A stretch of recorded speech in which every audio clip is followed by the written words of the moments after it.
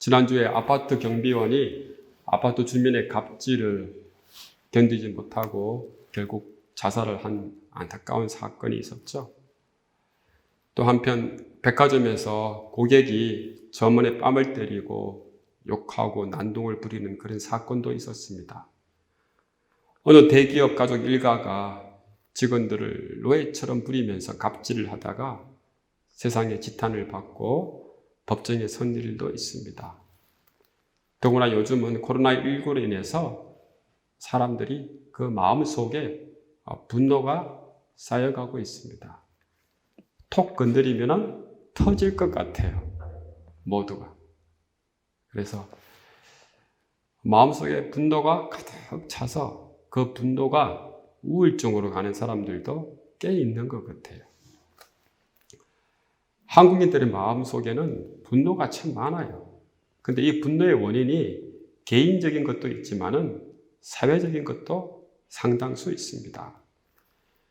한국 사회에 적응하기 위해서는 대부분 10대부터 30대까지 한 20년간을 쉼없이 달려와야 됩니다. 여러분 10대들을 한번 보십시오. 학교와 학원과 많은 시간을 공부에 그렇게 매달리고 있습니다. 왜 그런가요? 우리 아이들에게는 대학 입시라고 하는 무거운 짐이 항상 놓여 있기 때문에 그런 겁니다. 어렵고 힘들게 대학을 들어갔습니다. 졸업 후에도 20대에게는 큰 고민거리가 있어요. 그게 뭡니까? 바로 취업이라고 하는 거예요.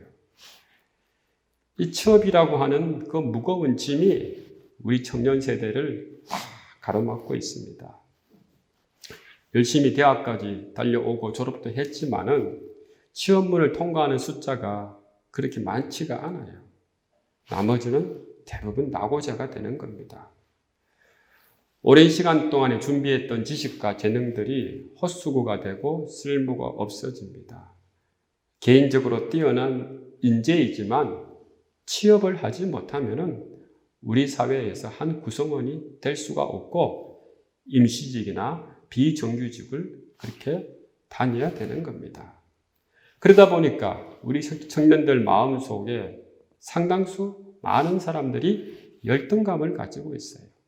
그리고 또 사회에 대한 불만도 가지고 있고 또 기성세대에 대한 분노도 가지고 있는 거예요. 청년들이 마음속에 그 분노가 쌓여가고 있습니다. 그러면 장년들은 어떻게 합니까? 장년들도 그 마음속에 분노가 참 많아요. 아이들을 키우는 과정에서 평생 물적으로, 정신적으로 모든 것을 다 투자했습니다. 그런데 아이들이 청년이 되어서도 홀로 서지 못하는 거예요. 결혼을 하고 난 뒤에도 여전히 부모와 함께 사는 그런 아이들이 참 많습니다. 힘들게 어렵게 석사, 박사까지 공부를 시켜놨는데 하는 일이라고는 집에서 빈둥빈둥 놀면서 그냥 밥만 축내는 그런 백수들이 많이 있는 거예요. 이런 아이들을 보고 푸념하는 장년 세대들이 꽤 많이 있습니다. 또 노년은 어떠합니까? 노년도 그렇게 여유롭지 못합니다. 왜냐하면 경제적으로 어려운 노인들이 꽤 많이 있기 때문에 그래요.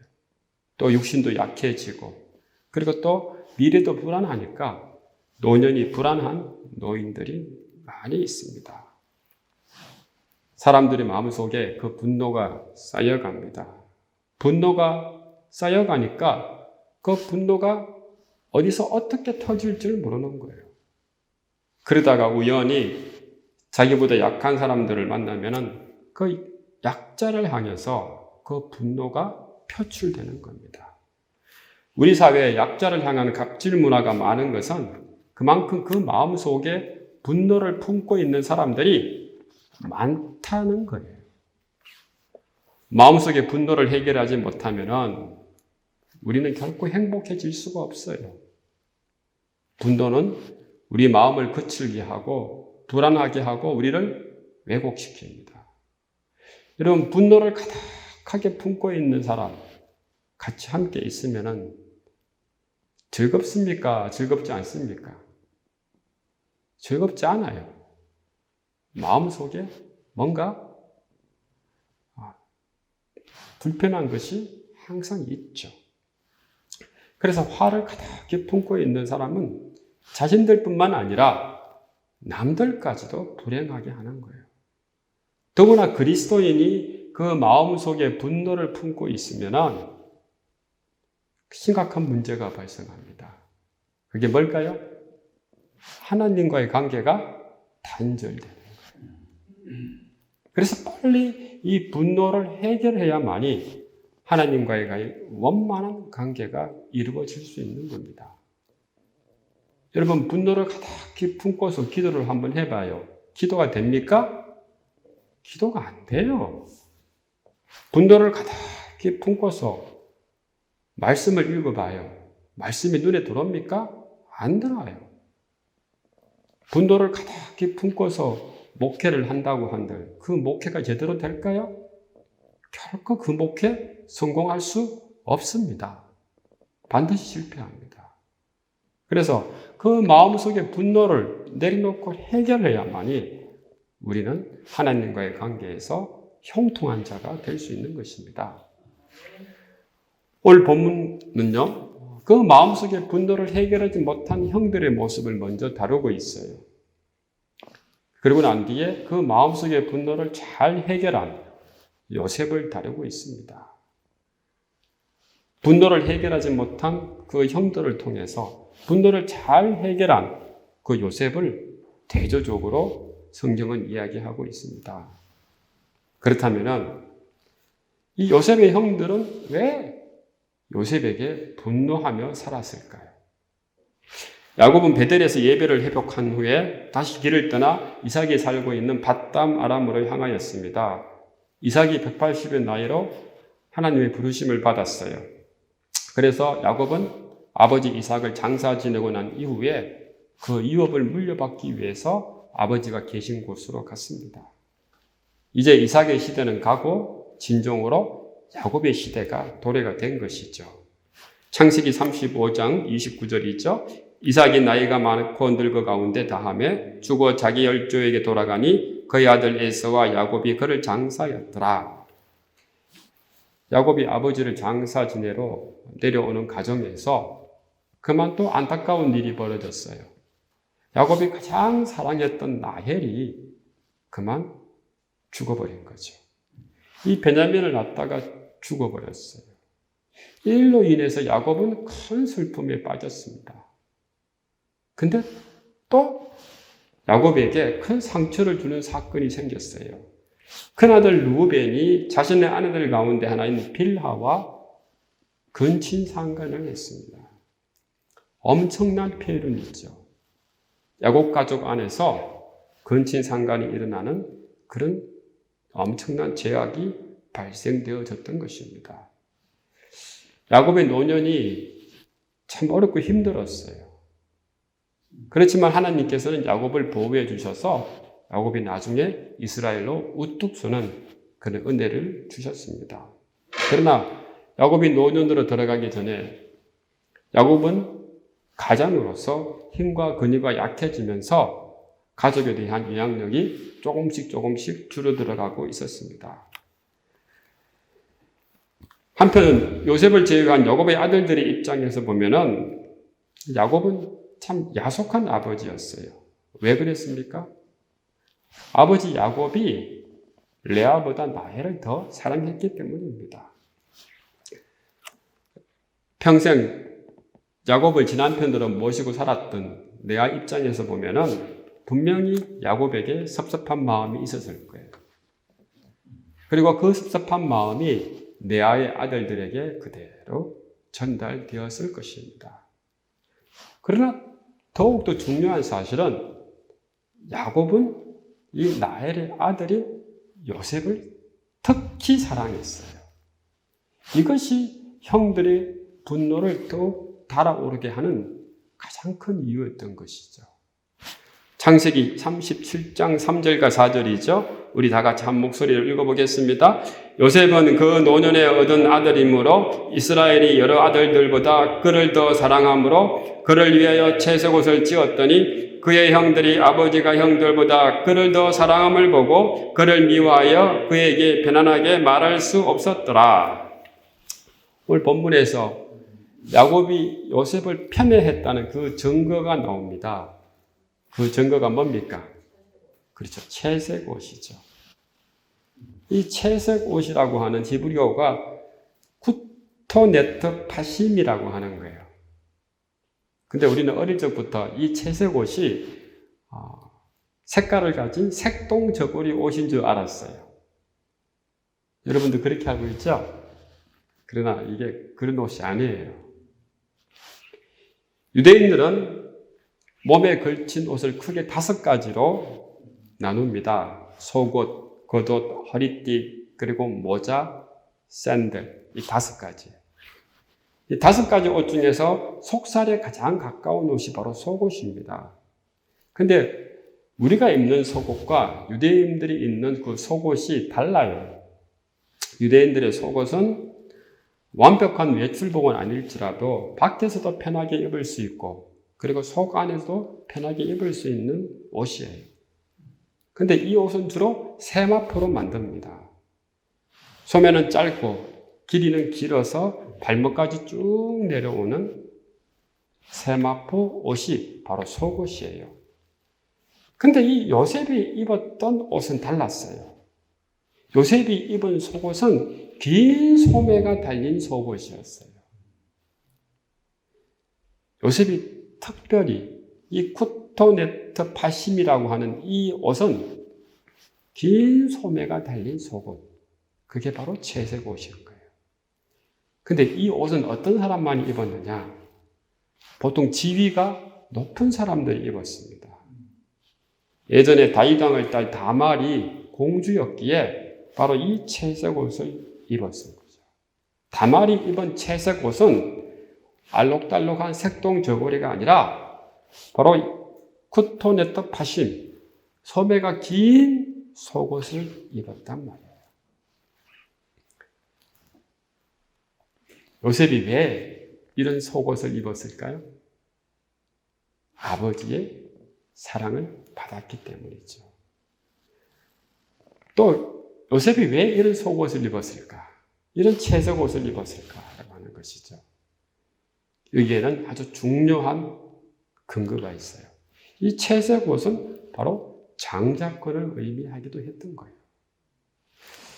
형들은 아버지가 장자권을 요셉에게 주어서 요셉을 상속자로 인정했기 때문에 특별히 채색 옷을 입혔다고 생각을 했던 거예요. 실제로 훗날 야곱은 장자권을 요셉의 자손들에게 주어였습니다. 루벤은 장자였지만 야곱에게 어떤 특권도 받지 못했어요. 바로 요셉의 아들들에게 이 장자권이 내려갔던 것이죠. 이렇기 때문에 이 채색 옷은 형들에게 분노를 가득히 일으켰던 거죠. 또 형들이 분노한 것은 뭐 때문입니까? 바로 요셉의 꾼 때문이에요. 창세기 37장 7절과 9절 말씀이죠. 다 같이 한번 읽어보겠습니다. 우리가 밭에서 곡식단을 묶더니 네 단은 일어서고 당신들의 단은 네 단을 둘러서서 절하더이다. 그의 형들이 그에게 이르되 내가 참으로 우리의 왕이 되겠느냐? 참으로 우리를 다스리게 되겠느냐 하고 그의 꿈과 그의 말로 말미암아 그를 더욱 미워하더니 요셉이 다시 꿈을 꾸고 그의 형들에게 말하여 이르되 내가 또 꿈을 꾼적 해와 달과 열한별이 내게 절하되이다 하니라. 요셉은 꿈들을 꾸고 난 뒤에 형들에게 얘기했습니다. 그래서 형들이 내가 참으로 우리 왕이 되겠느냐, 우리를 다스리겠느냐 하면서 여지없이 요셉에게 분노를 드러냅니다. 근데 요셉이 또 꿈을 꿨어요. 꿈을 꾸고 난 뒤에 형들에게 이야기를 안 하면 되는데 자랑하듯이 또 이야기한 거예요.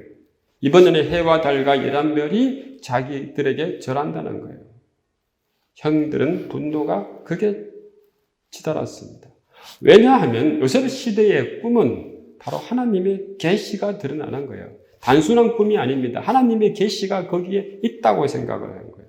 꿈은 앞으로 될 일이라고 보여지기 때문에 중요한 하나님의 계시라고 생각을 한 겁니다. 그런데 요셉이 자기가 꾼 꿈들을 그대로 형들에게 말함으로써 자기는 하나님의 계시를 받은 특별한 존재라는 것을 드러냈던 거죠. 자, 형들의 마음속에 분노가 부글부글 끓어오르는 거예요. 그동안 형들은 참고 참았던 거죠. 그러나 이제 형들은 이 분노를 참을 수가 없었던 거예요. 천하장사 헤라클레스가 어느 날 좁은 골목길을 갔습니다. 사가만한 물건이 있었어요. 화가 난 헤라클레스가 그 물건을 발로 찼습니다. 그러니까 그 물건이 바위처럼 커진 거예요. 이번에는 헤라클레스가 그 물건을 쇠몽둥이로 휘둘렀어요. 그랬더니 그 물건이 2배로 커지는 거예요. 나중에 헤라클레스는 너무 화가 나서 그 물건을 치우려고 웃옷을 벗어 던지고 낑낑 헤맸지만은 그 물건은 산더미처럼 커졌던 거예요. 지나가던 아테네 여신이 그 물건에 대고 아름다운 노래를 불렀습니다. 그러자 그 물건이 순식간에 작아졌어요. 아테네 여신이 말합니다. 그 물건은 건드리지 마세요. 그 물건은 바로 분노입니다. 분노는 건드리면 건드릴수록 커집니다. 마음속에 쌓아둔 분노, 그러면 마음속에 가만히 있는 게 아니에요. 요셉의 형들처럼 이 분노는 점점 발전을 하는 겁니다. 처음에는 상대방에 대해서 부정적인 감정을 가지다가 그 부정적인 감정을 지속시키면은 나중에 그 감정이 폭발해서 남을 공격하는 거예요. 항상 기도와 말씀 가운데서 우리 마음의 상태를 잘 들여다봐야 됩니다. 우리 마음 속에 어떤 분노가 있는지 그 분노를 찾아서 해결해야만 돼요.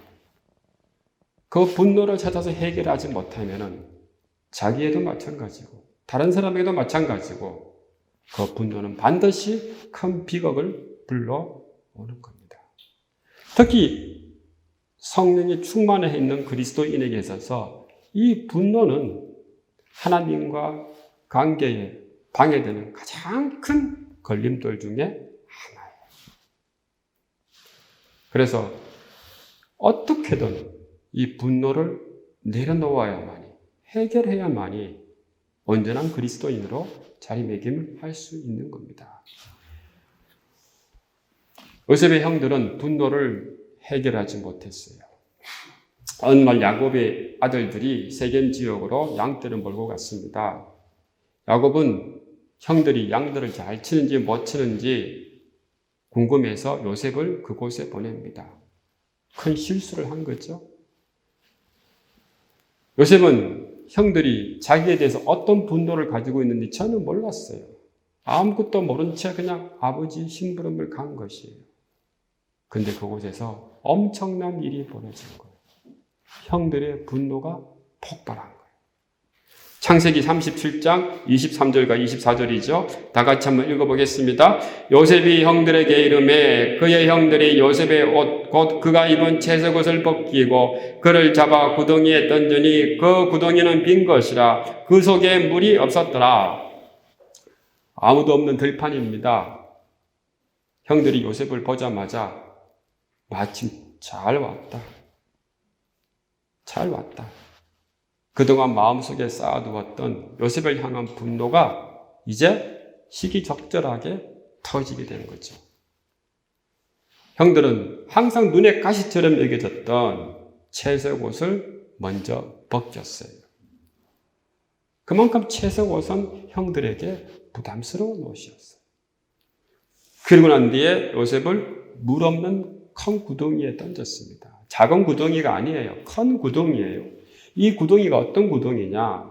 물이 부족한 강야에서 건기를 대비해서 파놓은 구덩이에요. 우리 같으면 저수지와 같은 그런 구덩이란 말입니다. 우기 때 물을 채워서 건기 때 사람이나 양을 마시기 위해서 이렇게 큰 구덩이를 파놓은 거예요. 근데 이 구덩이는 깊고 넓어서 한번 들어가면 빠져나올 수 없는 거예요. 근데 형들이 분노에 가득 차서 요셉을 여기에 집어 던져 넣은 거예요. 그러고 난 뒤에 형들은 그 위에서 한가로이 점심을 먹고 있었던 것입니다. 형들이 요셉을 죽이려고 할 당시에는 자신들이 엄청난 일을 하는지 깨닫지 못했습니다. 왜? 이미 그 마음속이 분노 때문에 거칠고 왜곡되고 무딘 상태였기 때문입니다. 그러나 형들은 세월을 지나고 난 이후에 자신들이 엄청난 죄를 저질렀다는 것을 깨닫게 됩니다. 20년이 지난 후에 형들과 요셉이 다시 만났을 때 형들이 어떤 고백을 합니까? 창세기 42장 21절이 있죠? 다 같이 한번 읽어보겠습니다. 그들이 서로 말하되 우리가 아우의 일로 범죄하였도다. 그가 우리에게 애걸할 때에 그 마음의 괴로움을 보고도 젖지 아니하였으므로 이 괴로움이 우리에게 임하도다. 아우의 일로 범죄하였다. 이 아우의 일이라고 하는 것은 요셉을 구덩이에 집어 던져 넣은 일이에요. 그 마음의 괴로움을 보고도 우리는 젖지 아니했다. 이게 바로 20년 이후의 고백인 거예요. 그렇다면 그동안 형들은 이 요셉의 일로 인해서 마음속에 죄의식이 가득했다는 거예요. 사랑하는 성도 여러분, 우리가 분노에 사로잡히고 그 분노가 한번 터지면은 그 분노로 인한 상처는 나를 해치기도 하지만은 상대방을 해치기도 해요. 오늘날 우리 사회에 일어나는 끔찍한 사건들 다 어디서 나오는 겁니까? 바로 마음속에 있는 그 분노 때문에 나오는 거예요. 그 분노를 온전히 잘 해결하지 못했기 때문에 끔찍한 일들이 나오는 거예요. 형들도 마찬가지였습니다. 요셉을 죽이려고 했고 그 요셉을 팔아넘기기까지 했지만은 20년 동안에 그 요셉에 대한 죄의식을 벗어버릴 수가 없었던 거예요. 그만큼 분노는 우리에게 엄청난 악이 될 수가 있는 거예요. 그 분노가 악으로 발전하는 것은 순식간의 일이에요. 그래서 특히 우리 그리스도인들은 화를 내면 안 됩니다. 항상 그 마음속에 주님 주시는 평안이 가득히 차고 넘쳐야 돼요. 그것이 바로 성령이 충만한 사람이 살아가는 삶의 모습입니다. 오늘 본문에서 요셉이 그렇게 살았단 말이에요. 요셉이 형들의 분노 때문에 이집트에 노예로 팔려갑니다. 이때 요셉의 나이가 17세였습니다. 요셉은 아버지의 집을 떠나서 머나먼 이집트에 팔려갔습니다. 그리고 그곳에서 노예 생활을 했어요. 여러분, 요셉이라고 그 마음속에 상처가 없었겠어요? 그 마음속에 분노가 없었겠어요? 그 마음속에 상처도 있었고 분노도 있었던 것입니다. 그런데 요셉은 복수의 칼날을 갈지 않았어요. 증오에 살이 잡히지 않았어요. 그 분노에 자신을 맡기지 않았습니다. 오히려 요셉은 자신에게 다가오는 그 죽음 같은 고통을 통해서 하나님을 보게 되었던 것입니다. 우리는 세상에 살면서 요셉처럼 억울한 일을 당할 때가 있어요. 그럴 적에 세상 사람들이 모두가 우리를 버린 것처럼 느낄 때가 있습니다. 이럴 때 우리는 모든 분노를 다 내려놓고 하나님의 존재를 경험해야 됩니다. 내가 처해 있는 그 환경과 조건을 조금만 벗어나면은 하나님이 보입니다. 그 하나님을 통해서 우리는 다시 새로운 은혜를 누릴 수가 있는 것입니다. 요셉은 자기가 처한 환경이 힘들고 어렵고 저도 새로웠지만은 그 환경과 조건을 뛰어넘어서 하나님 앞에 자신을 맡길 줄 알았던 거예요. 자신의 분노를 하나님 앞에 내려놓고 그 억울함을 하나님 앞에 온전히 맡기고서 하나님이 해결해 주실 것을 믿었던 겁니다. 그래서 창세기 39장 2절에 요셉을 소개하면서 단서를 어떻게 붙입니까? 우리 다 같이 한번 읽어보겠습니다. 여호와께서 요셉과 함께 하심으로 그가 형통한 자가 되어 그의 주인 애굽 사람의 집에 있으니 여호와께서 요셉과 함께 했다. 그 결과 어떤 자가 되었다고? 형통한 자가 되었다. 이 말씀이 의미하는 것이 뭡니까? 요셉은 형들에게 받은 상처와 분노를 하나님께 다 내려놓고 하나님께서 해결하시기를 원했던 거예요. 분노를 하나님께 다 맡기고 하나님께서 온전히 이 분노를 대신해서 은혜를 주실 줄을 믿었던 것입니다.